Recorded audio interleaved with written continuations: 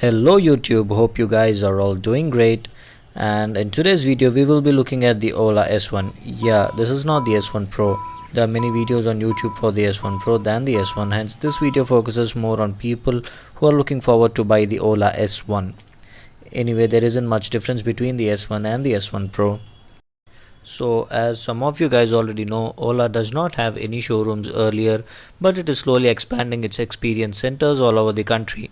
Just in case you want the address for Vizag's Ola Experience Center, you can find it in the description box below, and for other locations you can visit the Ola Electric website. And coming to the scooter itself, this is the liquid silver color. Apart from this, you have orange, white, mint blue, red, black and yellow colors.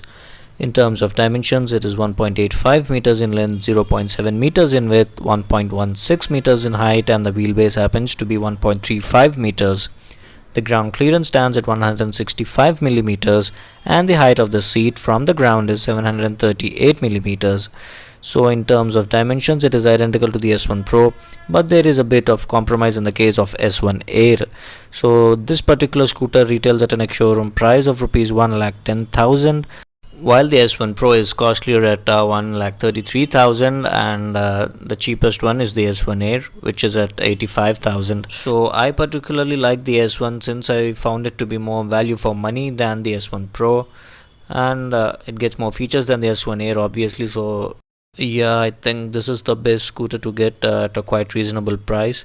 And in terms of features, you get 7-inch touchscreen, side stand alert, over-the-air updates via eSIM, combined braking system, reverse mode, eco and sport modes, and also for the S1 Pro you get the hyper mode, two 10-watt speakers for music or alerts, Bluetooth and navigation, and you also get remote lock or unlock right from your phone along with the boot release. And up front, this is how the Ola S1 looks. It gets this beautiful twin projectors for the high or low beam and the surrounding LED DRL. It reminds me of Wall E. Ola written right there, and this is the number plate holder, and you get these LED turn indicators on either sides. You get a single fork in the front for the S1 and S1 Pro. However, for the S1A you get twin forks, and this is the alloy wheel. It is a 12-inch alloy wheel finished in black, and the tire size happens to be 110 by 70 R12. You also get a 220 disc at the front, and the design of the Ola S1 looks quite beautiful as per my liking. And moving to the rear, you get these grab rails for the rear passenger and an LED tail lamp along with LED turn indicators as well. And just below that you have a reflector, and on the other sides of the mudguard you also have these orange reflectors. And the tire size of the rear also happens to be 110 by 70 R12, which are wrapped in C8 rubber. You also get a 180 disc at the rear. And coming to the heart of the matter, this particular motor produces a peak power of 8.5 kilowatt and a massive torque output of 58 newton meters, and this is powered by a 3 kilowatt hour battery, whereas in the S1 Pro you get a 4 kilowatt hour. This is the pillion footrest. So Ola claimed 1 or 2 kilometers of range in the normal mode. I am getting around 90 to 95 kilometers, so it is quite acceptable. And this is the charging port. It also gets this dust cover, and it is IP67 rated, which is dust and water resistant.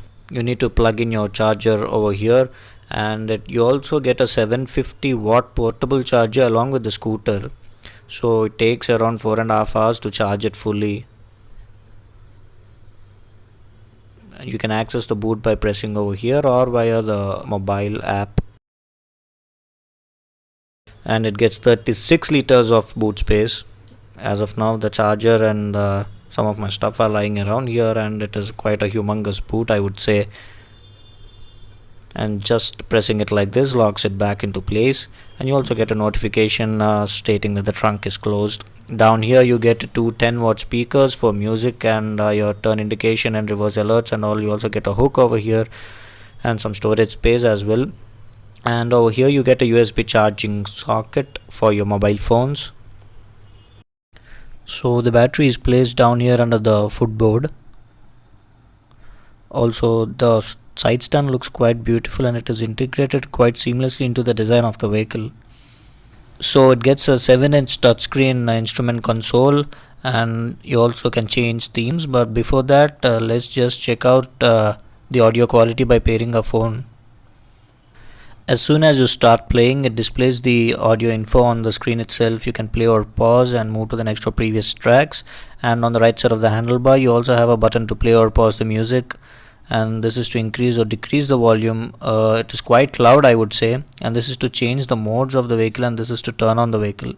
So it is currently in parking mode, and it shows you a digital odometer, trip meter, and tapping over here toggles between the battery percentage and the range.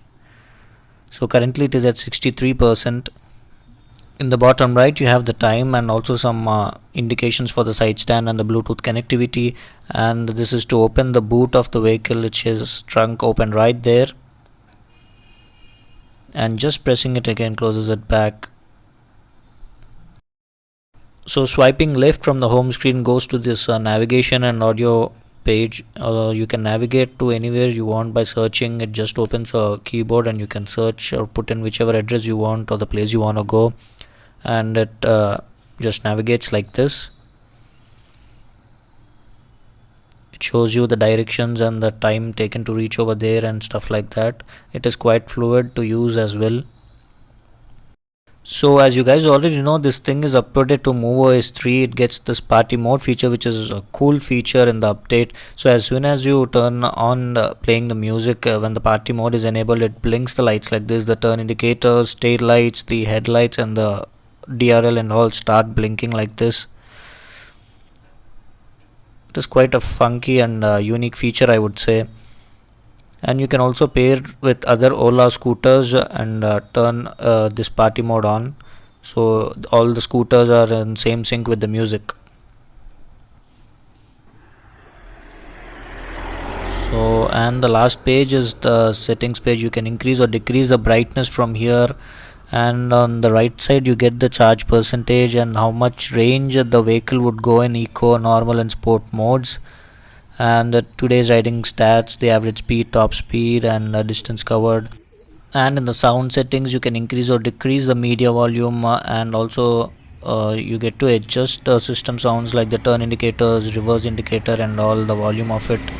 And the mode sound is nothing but the audio of an engine that is being simulated through the speakers according to your throttle input and all, just like a moped with an IC engine.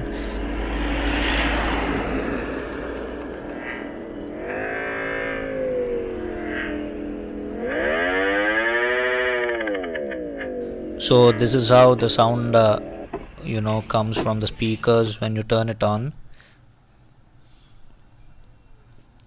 And so that is about the sound settings. I personally do not like it, so I keep it all the way down. And in the light settings you get the safety light, which is basically the hazard function. So all the 4 indicators start to blink,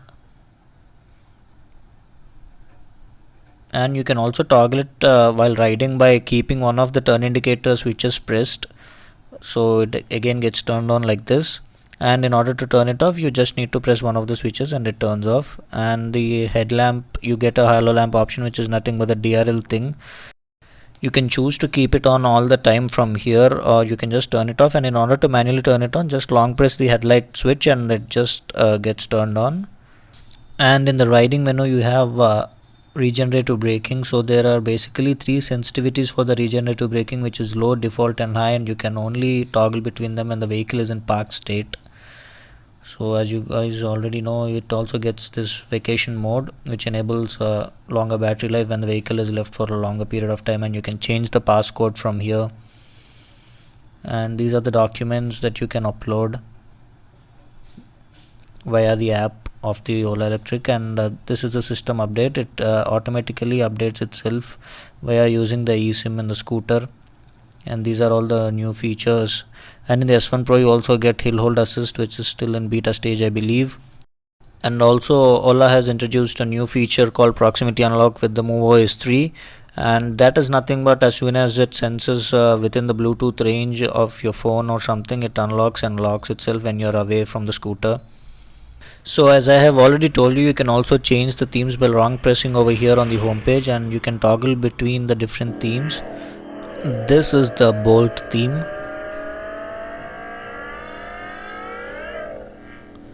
and this is the Eclipse, which is basically nothing but the same OS2 screen, and this is the vintage theme, which is quite interesting, I would say. It is very beautifully designed and it gives you that vintage feel and look. And you can also choose between light or dark themes as per your convenience. So again, there will be change in the mode sounds. So this is the sound for the vintage theme. So that is about the themes, and now let's check out the reverse mode of the Ola S1. So in order to put it into reverse, you need to hold the reverse button on the left side of the handlebar for 2 to 3 seconds, and it indicates it's in reverse, and you need to twist the throttle in the opposite direction to get moving. It goes up to speeds of 3 to 4 kilometers per hour. Let me just change the theme to show you the reverse speed.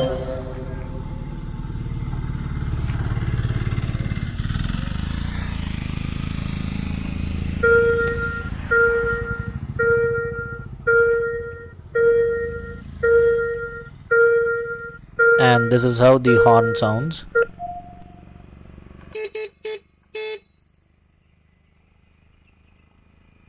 Now let's check out the app of the Ola Electric. So it gets connected to your scooter like this. It says logged and safe as of now, and you can also get your hypercharger location over here if it is available in your city, and you can also view the amount of charge left and the range as well in eco, normal and sport modes. You can also remotely open the boot by pressing a button on your phone, and it just opens like this, as you can see. And you can also unlock the vehicle by pressing this button, and it just unlocks. So you do not have any physical key, and it also shows you the total distance driven and all, and the date of purchase. And you can also give others your scooter access by adding their contacts. So it will just create a new passcode for that particular rider, and it will send an SMS to their number as well. And you can upload the documents over here, your driving license, registration certificate, pollution and stuff like that. You can also call someone from the phone like this, and it just plays the audio from the Bluetooth, the speakers on the scooter. And in case you have an incoming call while riding, you can accept or decline by using the controls over here used for the volume. So guys, this is my video on the Ola S1 features and specifications. Do stay tuned to my channel for a test ride review. Do not forget to like, share and subscribe to MotorHub. Bye bye.